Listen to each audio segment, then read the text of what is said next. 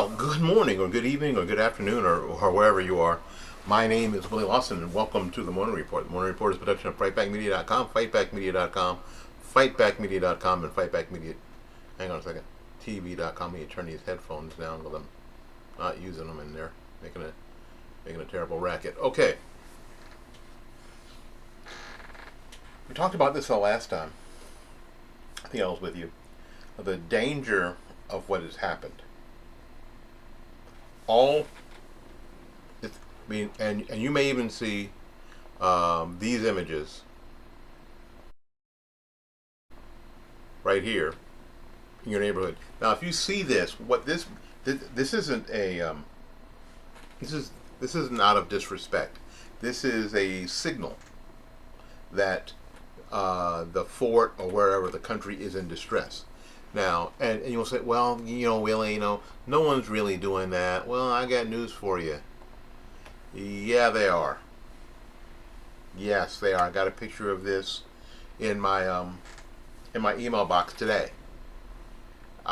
This is a home in Wisconsin, so this is starting to happen all over the place, and especially after the verdict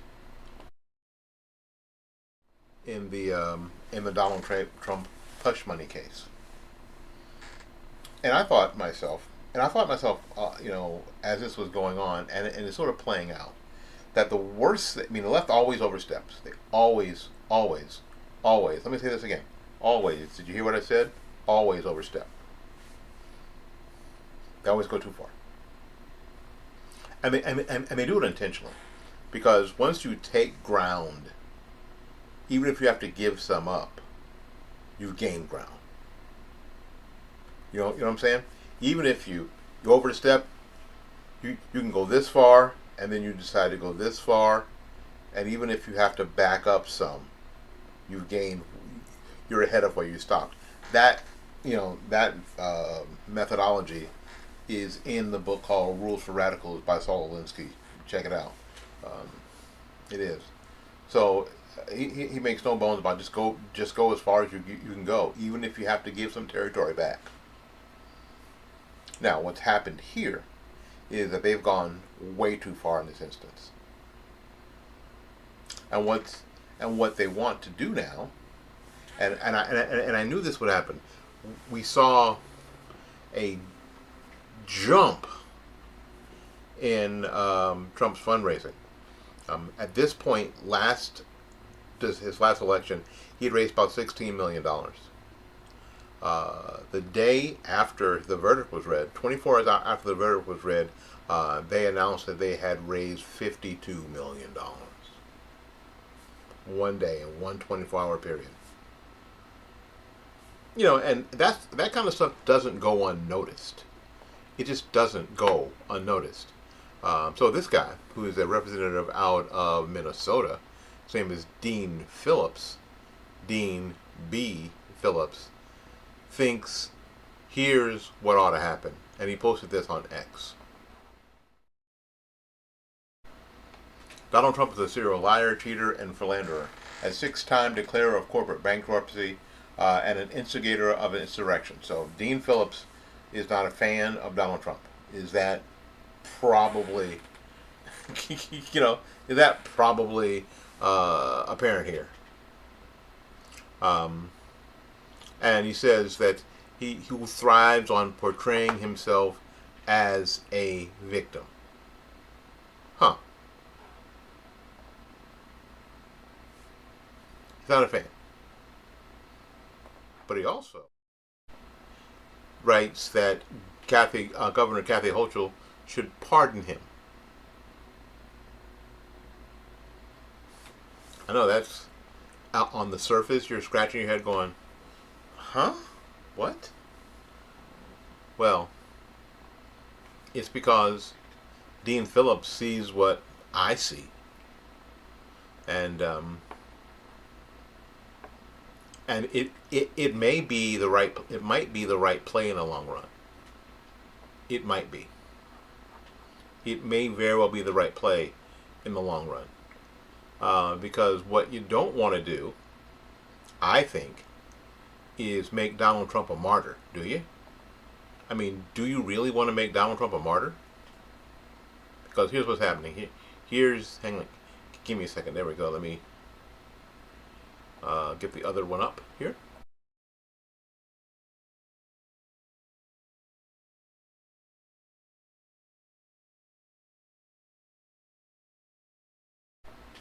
So you think pardoning is stupid? Making him a martyr over a payment to a porn star. Election charges are entirely different. Is energizing his base, generating record sums of campaign cash, and will likely result in an electoral boost. He's gaining. I told you guys, if they make him a sympathetic character. Now, the deal is that Philip thinks that Trump is trying to make himself a sympathetic character. He is not. The actions of the left are making him sympathetic to a lot of people in the country. This country loves an underdog story. This country loves a comeback story. We always have. We always have. We love the guy who was the 6th round draft pick from Michigan, right? The skinny guy. And then sometime later, he's the GOAT. He's the greatest of all time. We love the guy who didn't make his high school basketball team. Because you know what now? So you know what that dude now is? He's the GOAT. You know what we don't like? We don't like the people who got shot out of a cannon and were ahead first. And everybody thought was great. Yeah, we don't really like that dude, LeBron James. We don't.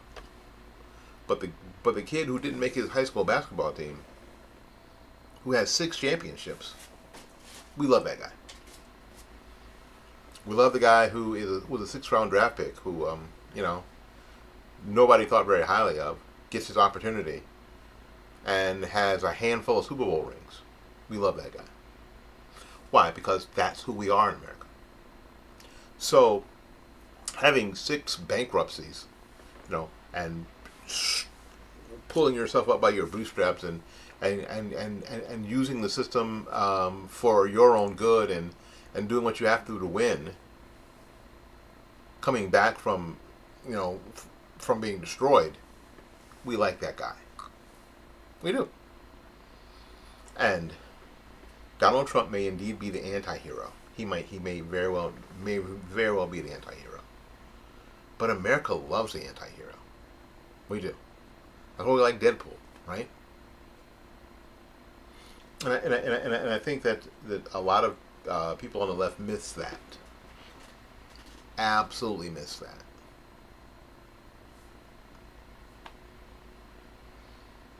Absolutely. So, does he have a point?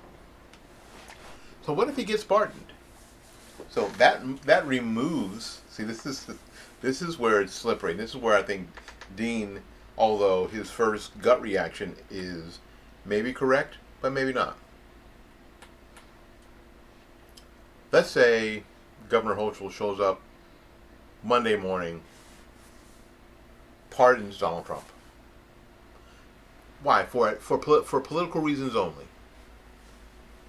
So they could remove the convicted felon label, right? Pardoned him, doesn't exist. But the fact of the matter is that everything leading up to that did exist. And then you know what happens? Trump's base gets bigger. Bigger. Not because he got pardoned, because he won. He wins again.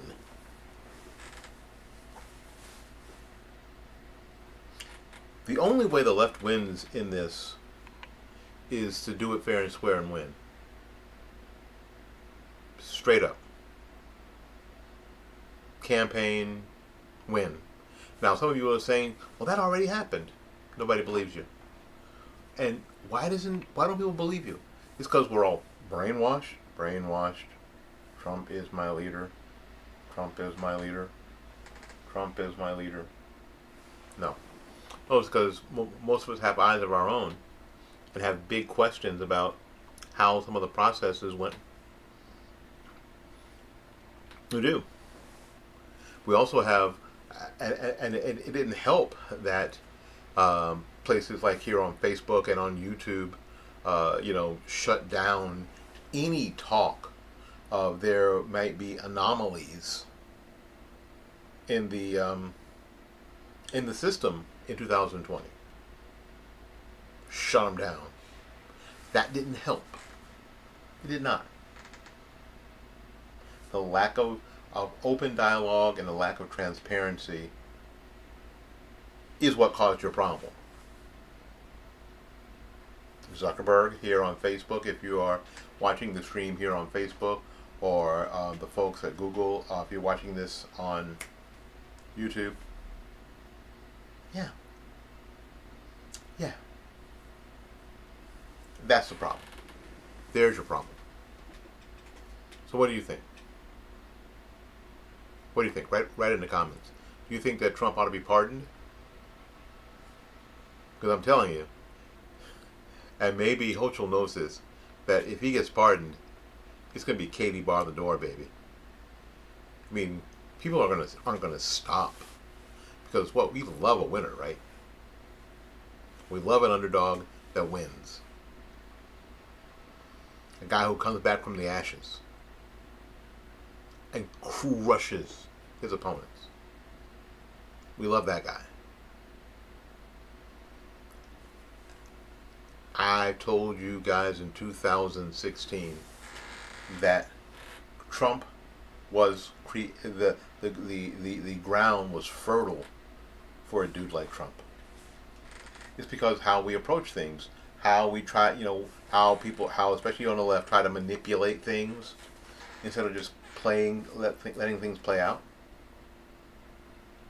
The idea that the American public is stupid, so they must be manipulated, that makes the ground fertile for a dude like Trump. It just does. And 12 years later, you're still dealing with it, You're still dealing with it. 8 years later, you're still dealing with it. 10 years later from when he came down the escalator, we're still dealing with it. Instead of just letting it play out, letting the American people vote for the person that they want, and suffering the consequences of their votes, whatever, just let it play out. But there's too much power and there's too much money for people, for those in power not to want to manipulate. Is that correct? It's amazing that people cheat at all sorts of stuff. In NASCAR, what do they say in NASCAR? If you ain't cheating, you ain't trying, right? Everybody trying to get to the very edge, within the, within the very, very edge of what the rule is, right? Everybody's trying to get that advantage. That's something, unfortunately, it also is uniquely American, I think, or uniquely human. Just let it play out, straight up. If Trump wins, then you have 4 years to build a candidate and build a base and to build an argument. Easy. What you don't do is is burn the whole damn thing down, and decide that you're going to come in later and save it all. Just let it play out. The American public will pick their leader and figure it out. We always have 230 plus years, 235 plus years. And we did it without the internet. For the most part, we did it without even encyclopedias in everybody's houses. We did it with newspapers, or the lack of newspapers. We did it with everybody going to church on Sunday. We did it, and we still can. I believe that. I do. I am not thinking that this is not accurate, because I believe that it is, to a degree.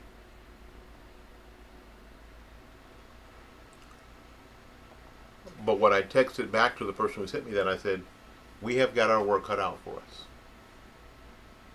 You and I have got our work cut out for us. Anyway, we got to get out of here and make room for somebody else. So until we see you again, go out there and learn something, love somebody, and for goodness sakes, y'all take care of yourself. We will see you when we see you. Bye-bye now.